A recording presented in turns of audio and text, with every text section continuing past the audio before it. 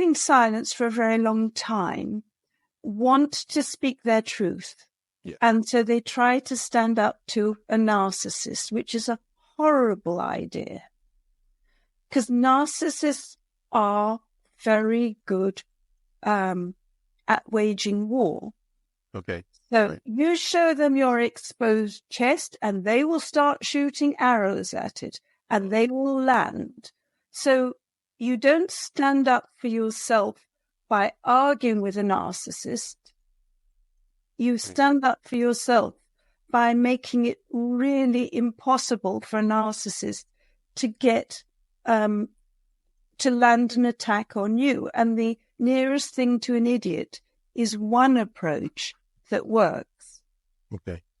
When it comes to being the nearest thing to an idiot, a person may start to think, well, or they could be with a group of friends that text them, call them and go like, no, you need to say this. You need to, get in there and open up your chest and show them, beat your chest and swing from the trees and let them know your presence and feel it. No. No bueno.